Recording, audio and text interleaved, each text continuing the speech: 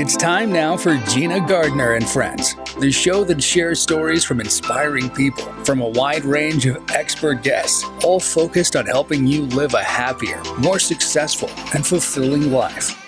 Gina Gardiner is a multiple #1 international best-selling author, motivational speaker, business coach, and trainer. She's the founder of Genuinely You and has over 30 years experience of helping people step into their genuine, authentic power, personally and professionally.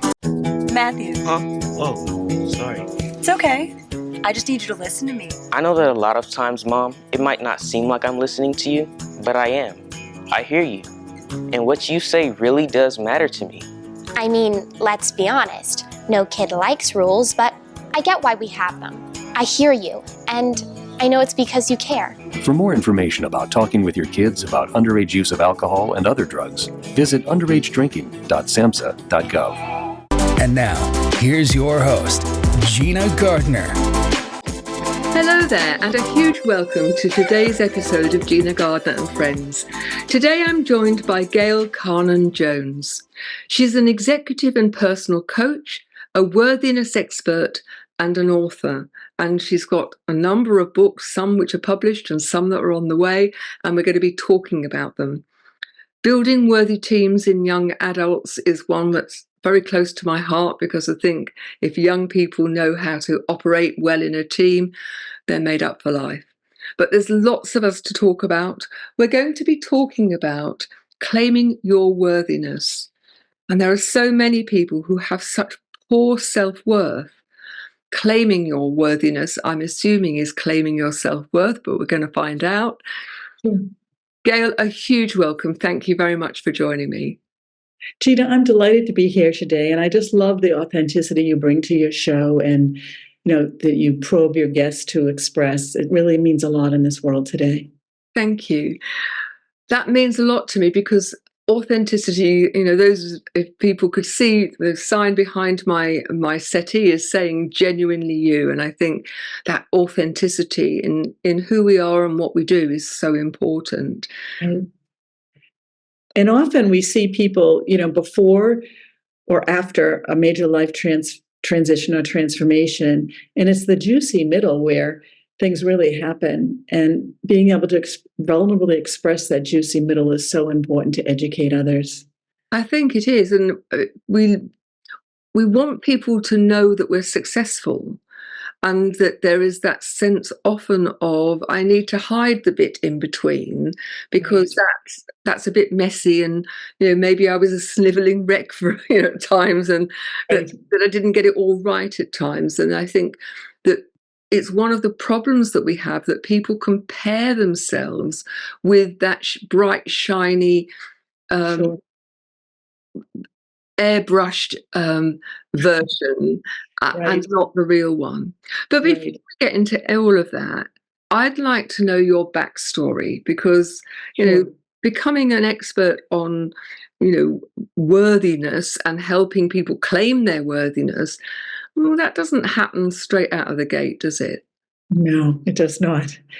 So my coaching practice is 25 years old. It used to be called Support Matters. Now it's called claimyourworthiness.com. But 12 years ago, I was diagnosed with breast cancer. And in addition to doing some conventional treatments, I wouldn't say treatments, conventional approaches, I also did an alternative approach. And within a couple weeks of exploring all these alternative approaches, I came across 3 different healers. One was a naturopath doctor, one was a shaman, and one was an energy healer. And each of those medical professionals or health professionals told me that claiming your worthiness to live can extend your longevity. And they gave me examples of different patients and clients they've worked with, that when they claimed their worthiness and put a stake in the ground and said, I want to be here, their tumors shrunk or went away. And, that it's not as simple as that. I mean, I totally changed my diet. I changed my lifestyle. I mean, I'm totally different than I was 12 years ago. So slowing down is really important. We'll talk a lot about that in a little bit. But so I took a deep dive, and I thought, if claiming your worthiness to live can extend your longevity, what else can it do? Mm-hmm. Then I realized boy, Gail, you don't have very much worthiness. Externally, you looked great. You were editor of the college newspaper and award-winning magazine. I used to be a journalist and a high-tech PR exec, very successful. I used to coach on Boston radio every Sunday morning. But inside was a very scared little girl. And I realized I had to heal that little girl to claim my worthiness. And that goes back to having a very traumatic childhood, the first 7 years of life. I had a schizophrenic mom. And I'll get more into the first 7 years of life. That is when worthiness is formed. Mm-hmm. And we're not here to beat up parents or any caregivers. They didn't get it either. But to feel worthy, we have to feel seen, heard, validated, and acknowledged. Mm-hmm. So, by a loving, compassionate witness. So I will tell people, you can go to all the seminars in the world, read all the books, including mine, but you have to be lovingly witnessed in your vulnerabilities, not just, you're on a stage and you're doing great, but, the raw moments. That's what's really healing, having that compassionate witness. So I spent a long time recreating a program around worthiness. And I started reflecting on, at that time I had 20 years, maybe 15 years of coaching behind my belt. And I looked at all the clients I coached, and every one of them has a worthiness issue. We all have a worthiness issue in some area of life. And so I started realizing, well, if you dive deep into the worthiness first, before what's your intention? What do you want to manifest? And you do the worthiness piece, it changes lives. And I've noticed a lot with my executive clients that they spent a lot of their lives, as I did earlier, building the externals, overcompensating for something that was missing. Yeah. And the question I tell people to ask themselves, and it can change in different life stages or where you are or what transitions or where you are in the growth of your business. But when you feel that drive to succeed, stop and ask, what was my unmet need as a child? Because no matter how much success you get, no matter how much money you get, and I don't even think money is how I define success. I mean, it's important to have financial stability, but I'm not driven by that. But what is the unmet need as a child? Because nothing outside is going to give that to you. Mm-hmm. So you have to go back and reparent yourself. So my program is a lot about reparenting the inner child, but also in conjunction with dreaming new dreams for your life as a worthy person. I find it really interesting. I started my life as a teacher. I was the principal of a large school. And one of the things that we went to great lengths to do is to find things that the youngsters were interested in and good at. Because when somebody feels that they are good at something and that is recognized, it isn't just that thing that improves, in my experience, that the confidence that they develop in whatever that may be then spreads out and enables them to do better, to learn more easily, to try new things in a very different way. And so as a school, we had animals and we had a nature reserve there were 50 clubs and activities. We had 2 orchestras, a choir, 2 choirs and an orchestra, all sorts of things to enable children to dip into and find those things that they were interested in, that they were good at. That's awesome. And I just want to share, I'm also certified as a high self-esteem coach for parents, educators, and kids. So this aligns just totally what you said. And one of the core ways to build high self-esteem kids, and there is a difference between self-esteem and worthiness, but is for parents to take the emphasis off performing and notice what they do right, just what you said, like what they're good at, not what they did wrong. To look good on the outside, to keep on improving, but notice what your child is doing well. Notice what their unique talents are. So I love children want your attention. They want your time. They want you to focus on them. And that was true. And I've left being a principal, a head teacher 20 years ago this year. And so one of the things that's always struck me is that, and I would be talking to young teachers and say, if you only notice when they're doing things wrong, they will do more things wrong because they want you to notice them. Yes. Yes. And I'd like to share another point on that and then get back to the worthiness thing too. But, one of the things that isn't taught, and I have a feeling your school might have addressed this, but we have 3 high self-esteem states and 3 low self-esteem states. And a lot of us think high self-esteem is being on a stage, rah, rah, rah, or being a star or whatever, you can handle all of that. Actually, when you teach your children and ourselves the high and low self-esteem states, you can change them. So, for example, the low self-esteem states are sadness, anger, and fear. We all have a predominant one. I always encourage people, you must feel your feelings. Don't ever repress your feelings. It's okay to feel them. But if you're in it too long and you want to shift it, what's a high self-esteem state? So the high self-esteem states are forgiveness, gratitude, and empathy. I don't know very many children that I grew up with that learned that.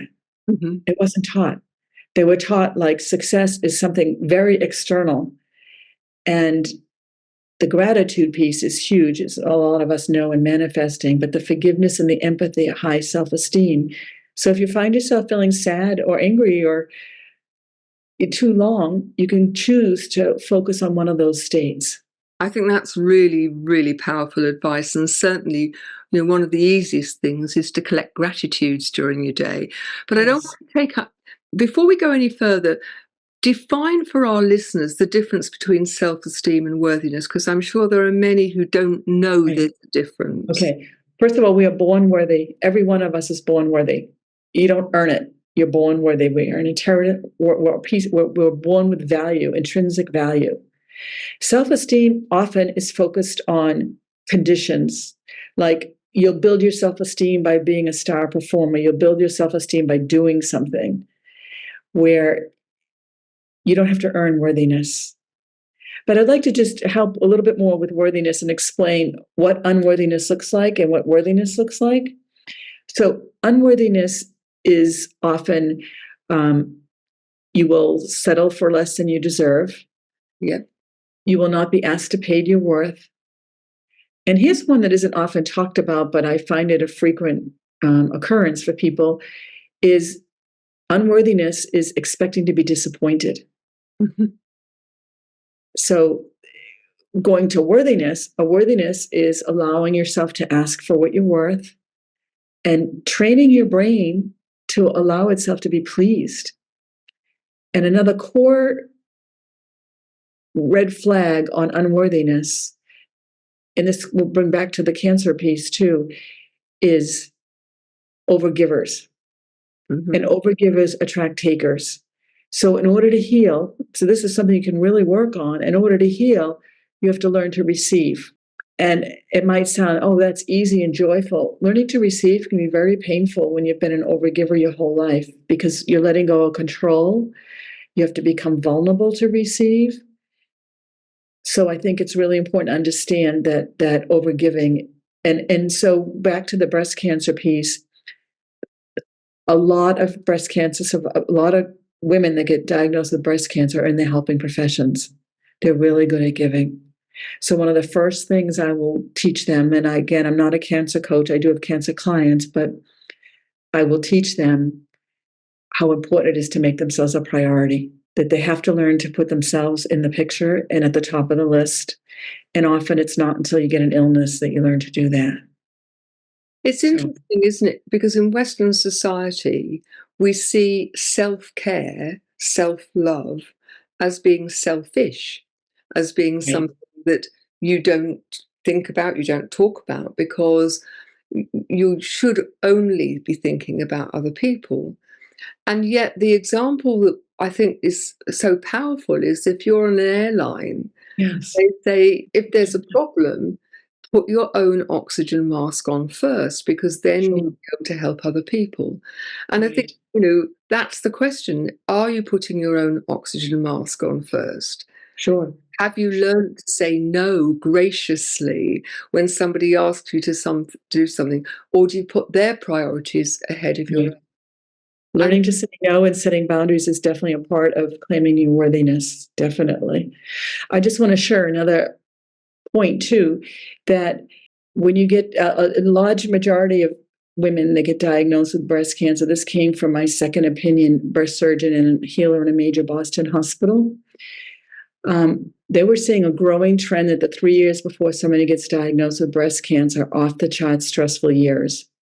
And it was definitely the case for me, although I do believe, if you know anything about Dr. Gabor Mate, he says he can tell who's going to get cancer based on their childhood. So I think there's that, but the 3 years before also impact whether you might get cancer or not. So I was in the Mind Body program for cancer at Mass General Hospital in Boston. It was a nationally renowned program.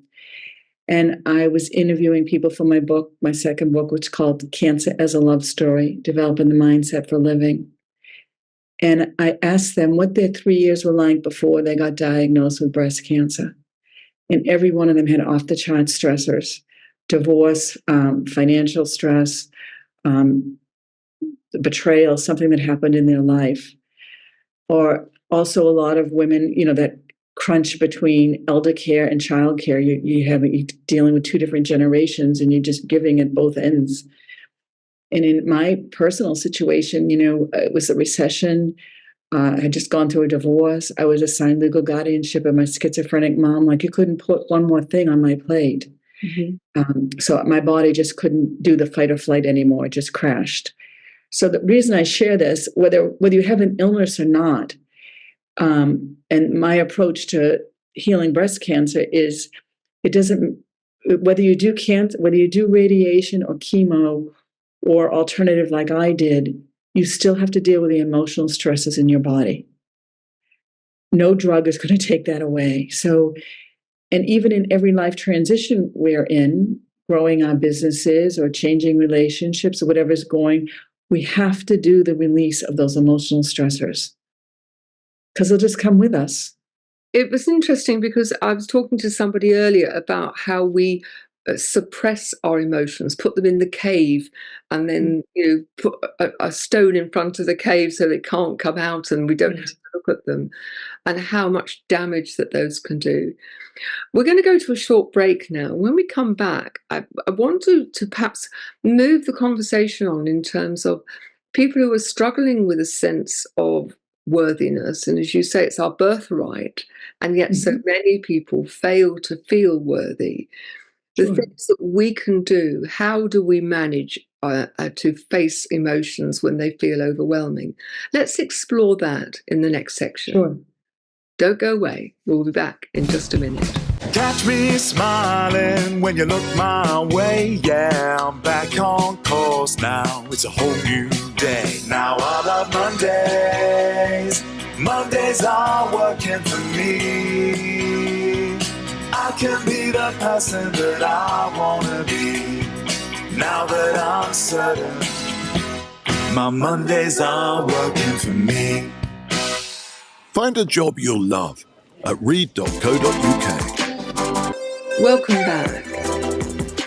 Worthiness and feeling that you deserve, that you have value just by being you, I think is one of the things that the vast majority of people have some issues with at some level. So I'd like to say what's exciting. I'm trained in neuroscience as well, or have trained with neuroscientists. And what's really exciting to know is we can rewire the brain for worthiness. And I'm going to lead you through a couple steps on that, how to rewire the brain for worthiness, to share that with you. But the first one is to have love and compassion for yourself. If you don't feel worthy, you did nothing wrong. You just didn't get that basic presence of being seen, heard, validated, and acknowledged during those first critical 7 years of life.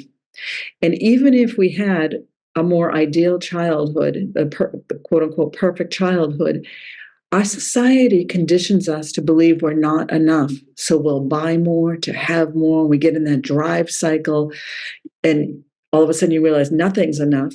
So that feeling of not being enough is core to worthiness, and it can be rewired. So, number one, I would just say have love and compassion for yourself.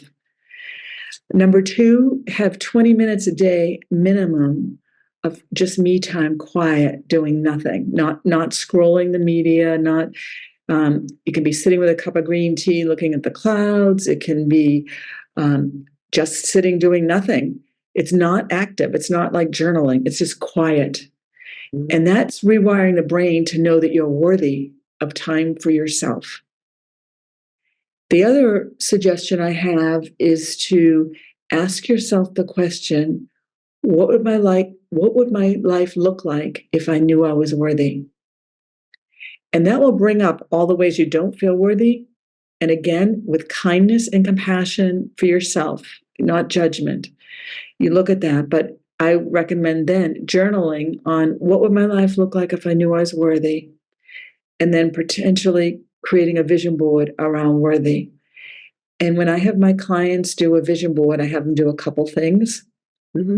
First of all, I have them put I am worthy in capital letters on the board. The brain sees best in capital letters. I also have them put the words I am enough in capital letters. I am lovable and I matter. Because often when we don't feel we matter, it's a worthiness issue. So those four are key. Again, I am lovable, I matter, I am enough, and I am worthy. I put them on the four corners of the board.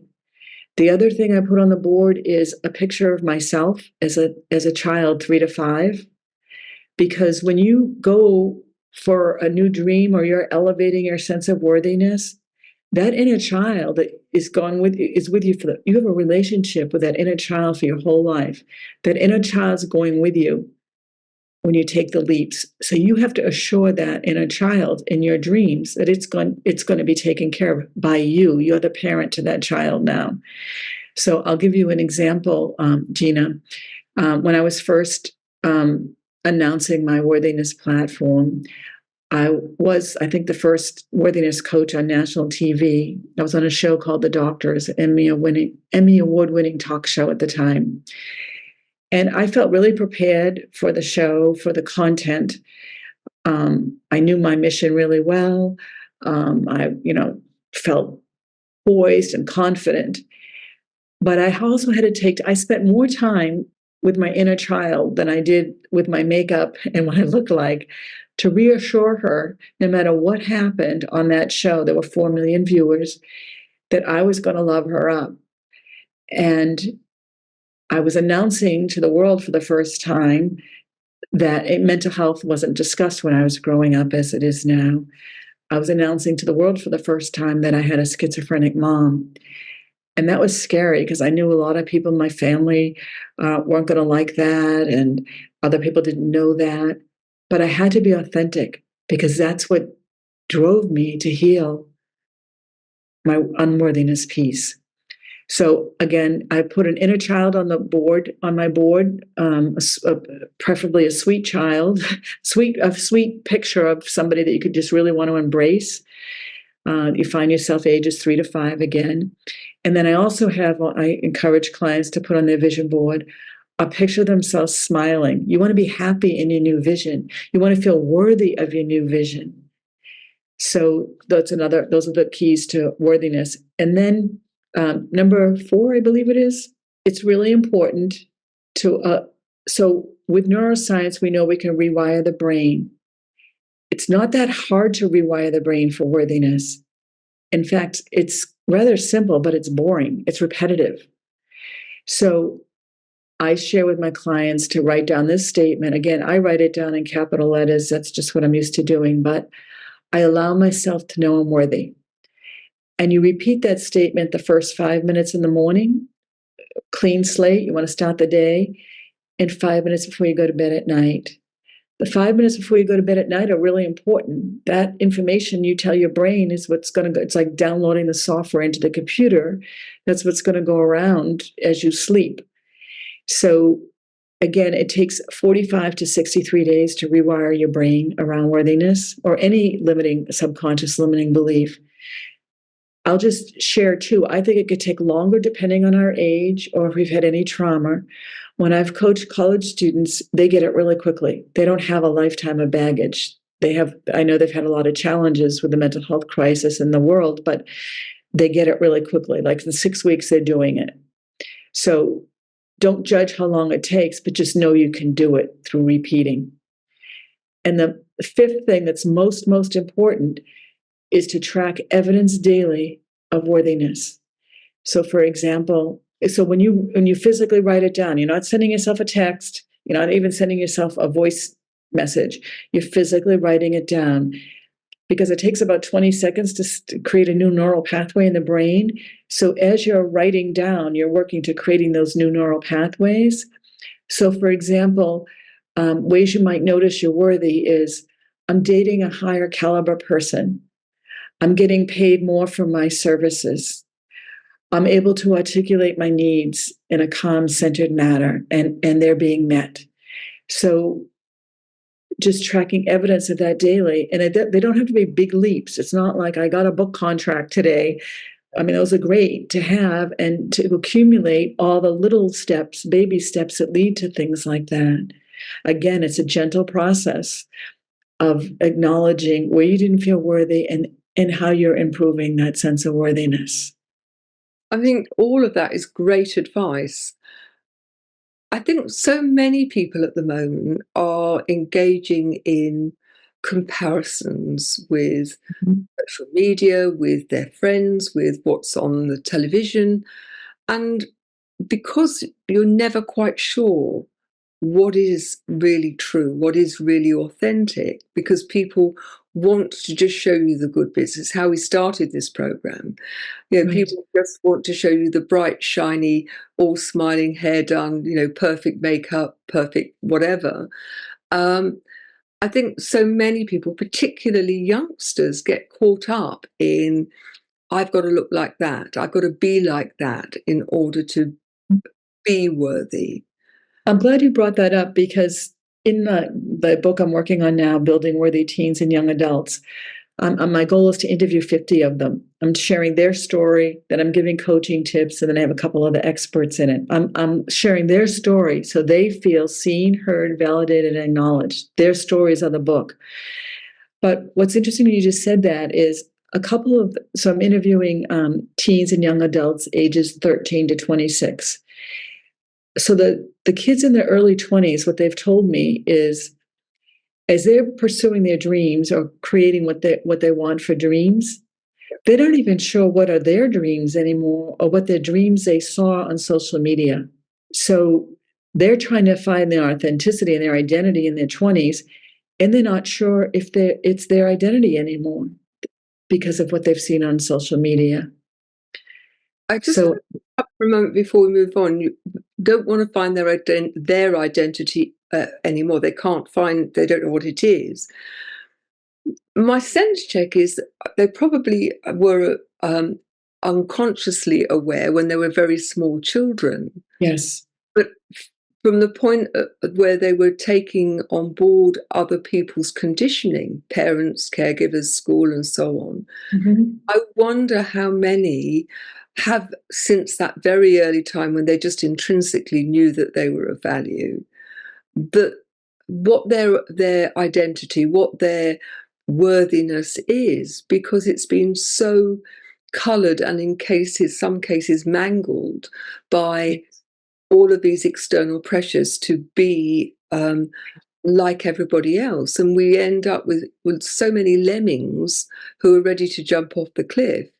And my sense check, that's one of the reasons why there is such a proliferation of poor mental health. Yes. Sadly, so many is committing suicide. Gina, I love that you said that because, I've been teaching transition for 25 years as well, the 3 stages of transition. And again, new beginnings is the 3rd stage and they're messy. So just so people think when they get there, oh, yay, we got there, but they tend to be messy at the beginning. But I go back to what you said about the kids when they're young. One of the first questions I would ask adults in transition is, What did you love to do when you were 5 to 10 years old? Because often that's their gift. But what I'm seeing now with the teens and young adults, first of all, I think the mental health crisis is real, but a lot of these kids are very wise. They've had to deal with their feelings, their emotions, things that we didn't learn to do at that age necessarily. And what a lot of them are telling me is they don't want the life that their parents had. They're not, or the old model of, working in a cubicle, making big money, having the big house and the car. They don't want that. A lot of I have examples of students that I've interviewed, young adults that I interviewed, one with a college degree, 2 degrees, went for his engineering job, big bucks, didn't like it. He said he was going back to do his bucket list, and he became a bartender, and he's loving it. He doesn't think he'll do that his whole life, but he said, I don't see myself as a bartender. I see myself as a people connector. I go over to every person sitting at a bar who's on their cell phone, and I talk to them to engage them, to get them off the phone. But he loves it. So he was in the wrong career. He's people-oriented, and he was been behind a computer all in college. So they're honoring when it is a mismatch early. A lot of the others are telling me they want to live overseas. They don't want to necessarily do the 9-to-5 job, or they want a flexible life to, work remotely other areas of the world. So I think they're redefining success. And I don't think that's a bad thing at all. I think it's excellent. For everyone, success has to be right for you. For many people, in my experience, and certainly those that I've worked with, many of them struggle to define what success is for them when they are being truly authentic to themselves. Yes. They initially are tracking everything that they do. They're looking for evidence of success based on the criteria that aren't theirs. Right. But alongside that, and there's a couple of challenges, and I'd be interested in your take on that when we come back after the break.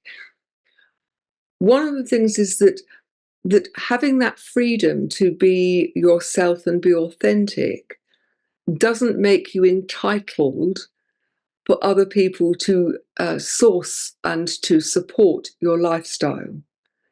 And I think there's quite a challenge for some young people that the bank of mum and dad, there's an expectation that that's going to give them the quality of life that they want, because they want to go and find themselves and be authentic to themselves.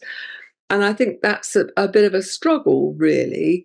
And it's finding that if you're being authentically who you are, my view is that you've got to find your way, and you've got to take responsibility for your way. That doesn't mean you have to be chained to a computer for 14 hours a day, but it does mean that your life is your responsibility, and the quality of your life is your responsibility. So that's one challenge. And the other challenge, I think, is that there is this sense that I want to do something, and many young people that I speak to, they want to do something that's got a sense of purpose to it. Yes. They want to feel that they are making a contribution. And I think businesses have got to catch up to that. I agree, 100%. Purpose-led, and engage people, not just as do this, do that, but engage them in the process of how are we going to deliver whatever our purpose as a business is. But we're going to go for a short break now, and when we come back, I would like you to share with me your ideas and your thoughts on those two. Sure. So lots to talk about, so please don't go away. We'll be back in just a minute. Brushwood Media Network. 92% of households that kick off the year with Peloton are still active a year later? Yeah, actively using it as a coat rack. Congrats on 50 rides! Okay, but it's still just a fad. Just an elitist fitness cult. Come on, guys, I know this isn't easy, but we got this. You'll give up eventually. Seriously? 92%. 92% stick with it. So can you. Visit onepeloton.com. Welcome back. So, Gail, I posed two big challenges. Yes, you did. So I want to talk about both the young adults and teens, and also people in second half of life, because second half of life is a lot about finding meaning. Yes. If you've done all that productive work earlier and meaning, the young people, you're absolutely right. They want a life more meaningful from the get-go, a lot of them. So, but I just like to bring it together. It's a pioneering path to go for your authenticity. It's lonely often. When I was high-tech PR exec, making huge bucks, right? And then I gave that up. And then started out, being an author and, then coach and all of that. And I claimed a creative life. I live a very creative life, which has more flexibility. And, I usually meditate and journal in the morning. I go for a walk. So I work different hours, like most of my clients, because they're executives, you see them early evening anyways. But it's a different lifestyle. It's not, and when I look back at being a high-tech PR exec and living on the red eyes and the trade shows back then and all that, it was exhausting. And I knew my soul felt crushed. You just know it. You just know that you don't belong there.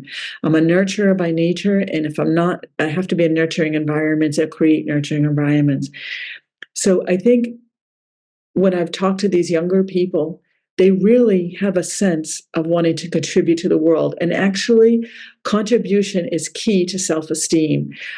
So when you go to when I have parents work with their children on a vision board, it's not the material thing. Well, they can put the material things on there if that drives them a little bit, but it's what on that vision board, how do you want to contribute to this world? Because when you're contributing to the world, you automatically have higher self-esteem and you're using your value, your self-worth in that contribution. But it's not the path that people have defined success by before. So it can be painfully lonely. And I also know when I've elevated, and I'm sure you've been through this too, Gina, that you have to change who's in your circles. And you have to look for people of capacity. People of capacity have they're there for you when you're down, and they're there for when you're up. And this is the painful lesson as you become more authentic and more successful in your authenticity. Subconsciously, it threatens other people. So, when they say it's lonely at the top, often it is, because you've gone through this courageous journey, the hero's journey for a lot of us, and then you get there and you haven't connected yet with the other heroes. And the other heroes are the ones that are telling the stories like you and I and your guests tell about the messy middles. Because then those are really authentic connections of what brought you here. And, I think a lot of wisdom comes from adversity. I agree. And we're called to use that. We're called to use that wisdom. Like, you didn't go through that just for yourself. It's great that you became more whole and have a greater sense of worthiness, but how are you going to serve in the world with it? And I think the younger people, going back to them, and that they are carving out their own paths, they're not lazy and they're not failures like a lot of people portray them, because they don't want that lifestyle. They're actually being very courageous. And I think we have to build communities, like you said, companies acknowledging that, but we have to build communities where full expression of self is honored. I think that's very true. I'd like to see it starting within schools. Absolutely. Young people to be given the opportunity to really explore worthiness. Yes. Through that, self-esteem too, because I think the two are great siblings, if you like. Yes, they are. I love that word, siblings. That's perfect for them. Yes. And sometimes they're at odds with one another because you're not quite aligned. They're not quite aligned, but inevitably, that when they are aligned, then magic happens. Yes. The other thing I think is that you talked about people in the second half of life, and I think we're living in a time where I think this people's sense of purpose has expanded in the sense that it was something that, you know, people like Gandhi did, and there were people at a distance who had a big life purpose, you know, Sister Teresa, and, you know, all of those people who had global purpose. But I think we as individuals have to live a life with purpose, with a sense of intentionality. And through that intentionality, we can take responsibility for ourselves. I talk about taking radical responsibility for who we are, how we turn up moment by moment. But I think that in the doing of that, it's easier to find your sense of worth. Because when you are being intentional rather than allowing these habitual patterns to drive your life, right, you can then start to see things much more clearly than if you're just in that habitual pattern of things happening to you rather than for. And I like that you mentioned the patterns, because the fourth book I'm working on, called Emptied into Space for Grace and Joy. I think that the biggest fear for a lot of people is to be alone with themselves. You know, we have so many distractions now with the social media and, you know, other things. And we know worthiness is an inside job. It does not come from anything external. But we need solitude, periods of solitude, to orient ourselves to our authenticity. And when we are alone with ourselves, there are dark nights of the soul, and people don't like to talk about that. But you have to release the limiting beliefs, the negative thoughts, things that haven't worked. You know, it's like polishing the diamond, right? You know, and it's so important.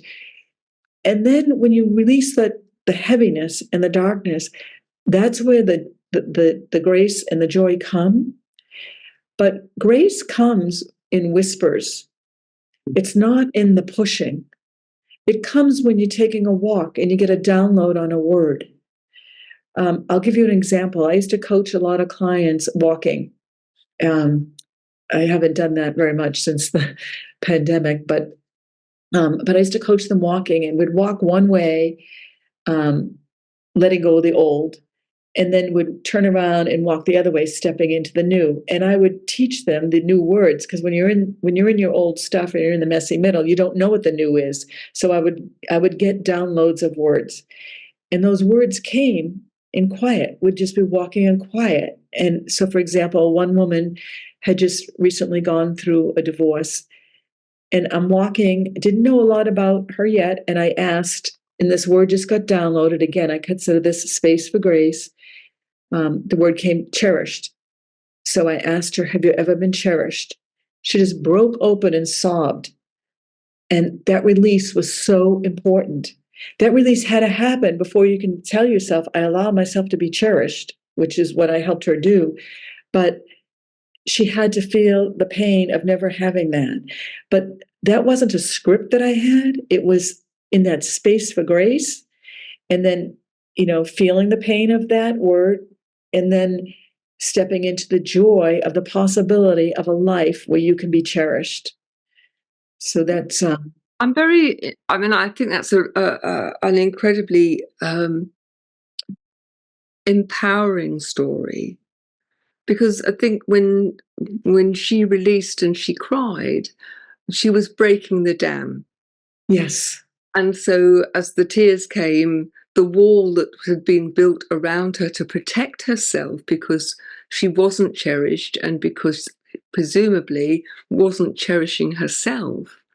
Right. But then by releasing that, she could move forward. So I suppose my question to you is, in that release, the capacity to cherish herself, I believe, was as important as putting herself into a place where it was possible for other people to cherish her because she would allow it. That's an excellent point.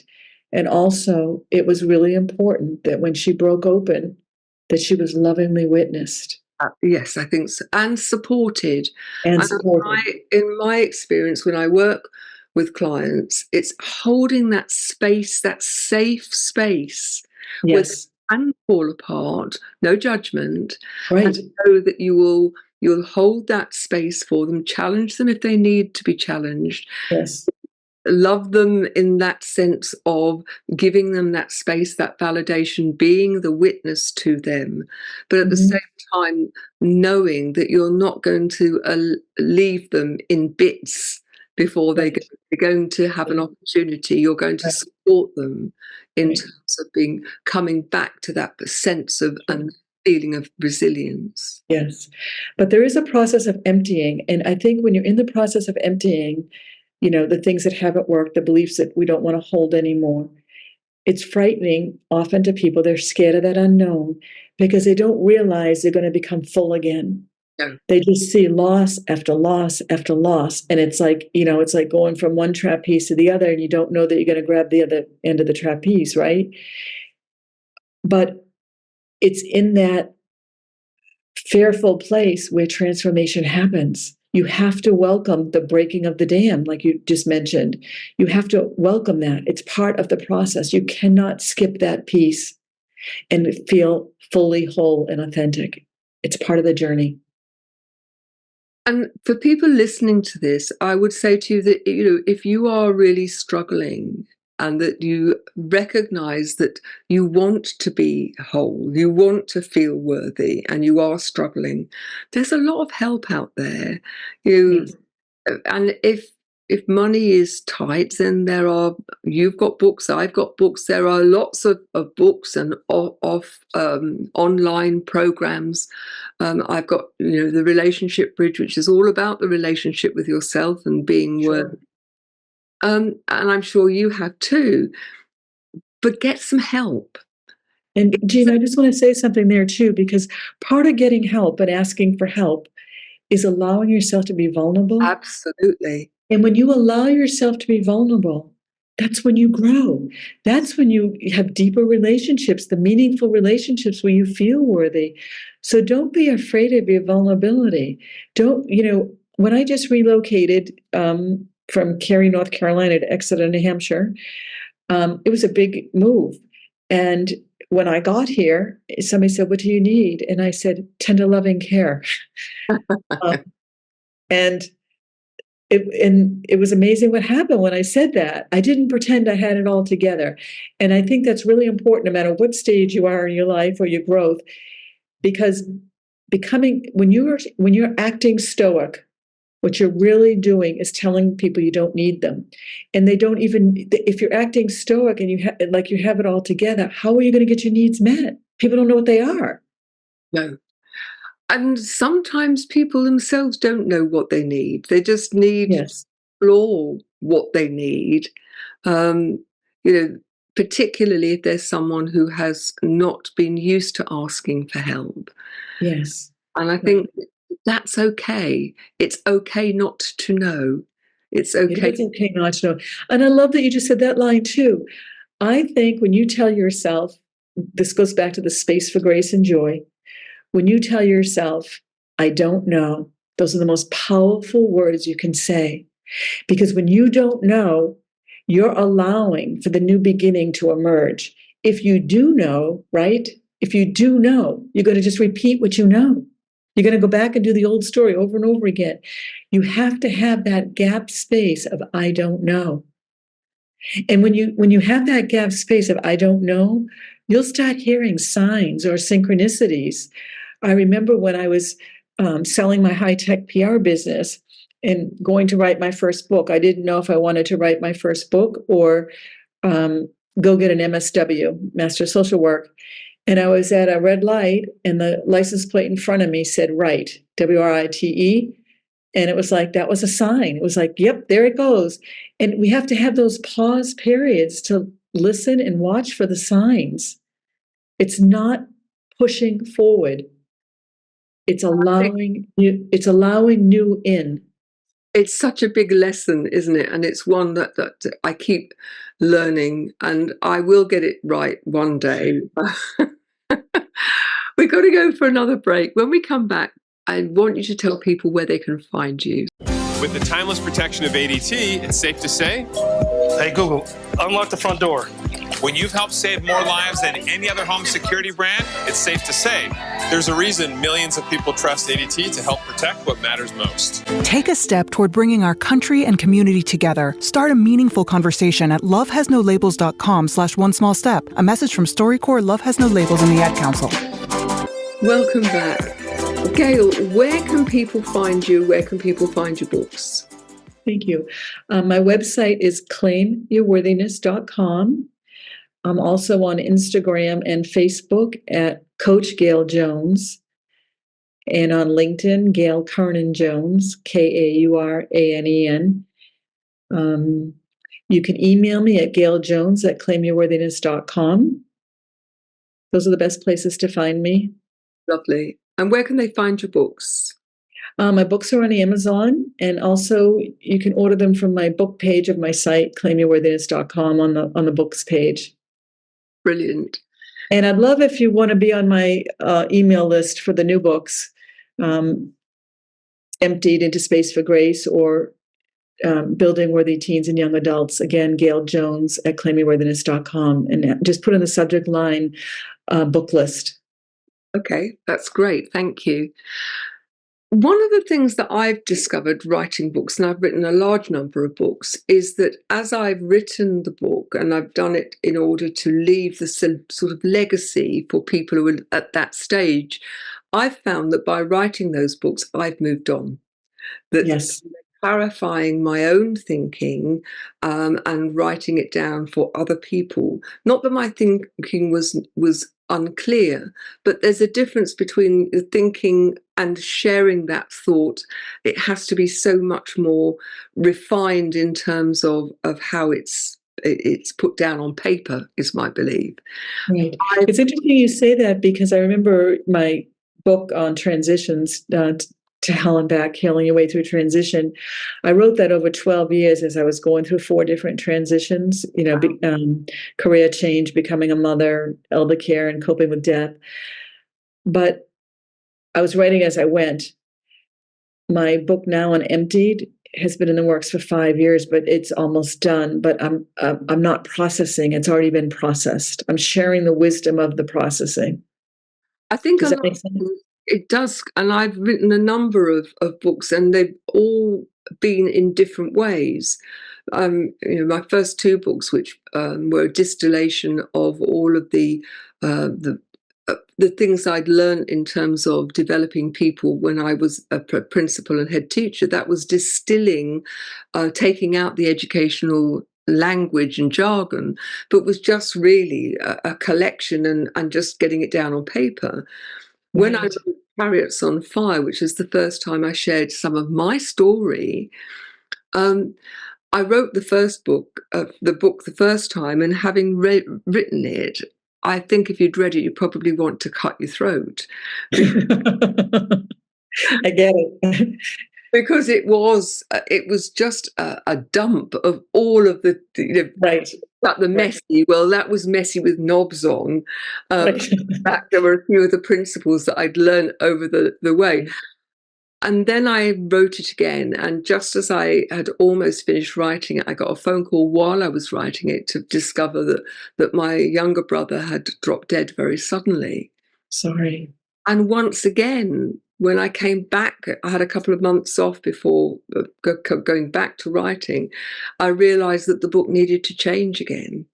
And yes. So what went out was the 3rd iteration. Yes. Other books, I've written them and they've been as I wanted them. So I think so much of this is around, what is it you want the person who's on the receiving end? Yes, absolutely. It's about the reader. And that's what I mean about the refining. It's what's, as far as I'm concerned, when you write a book, it's what's going to be of value to the person who reads it, and how can you create a structure that is the greatest value to them. Right. And I just want to say one other thing, Gina, that has really impressed me. I just love your approach to education and how you worked so hard to develop the children. And I just wish you were still an educator too. We need you. Well, for me, once I became a head teacher, and for the most part, I couldn't physically get into the classrooms. And so teaching and working with the teachers for them to take radical responsibility and to create the culture and the environment was incredibly important for me. You just saw the whole person. Yeah. How you describe it. You saw the whole person. And we need to start seeing everybody that way. And as I moved and transitioned into my own business in 2004, having left headship, mainly because of my health, working a 14, 15-hour day, I then realized that actually adults are just big kids. They like to think that they're much more mature. And actually, in many ways, they're far less mature than the children are, certainly more childish than childlike. And from the things that I learned in terms of developing children and then developing my staff and children have held me in good stead. Because when you break things down to manageable chunks for people to take on board, and you recognize that each person is different, you can't lump them together. You have to look at that person and engage with who they are. Sure. And that all arose out of my time as a teacher and as a principal. But I'm interested in the last couple of minutes that we've got. What now for you? For my business or my life? Either, both. I think when you've gone through a lot of these transitions and done the deep inner work, well, number one, I think it's time to be more engaged with the world. I think when you're writing a book, it's a lot in solitude. And now even in coaching, a lot of it's done on Zoom, right? I'm not walking people as much. But I think the other thing that I really want to have more in my life is play. And I think a lot of people are feeling that. You know, we've had a lot of trauma in the world. And I think it's time for us all to lighten up a little bit too and embrace play. Not play just to go do something, it should bring joy to you, not just to go out and go to one event after another, but to really embrace play as part of well-being. It's back to the awe and wonder and curiosity of being a kid. Yes, it is. Find the kid in you. Absolutely. Now, we're very proud to belong to an organisation called B1G1, Buy One, Give One, which uses giving as part of a branding for any business. And they have projects around the world which are very well vetted, and every penny, every cent that you donate goes to that project. It doesn't go in big administration. They raise money for the charity in a different way. And I invite all of my guests to choose one of 4 themes.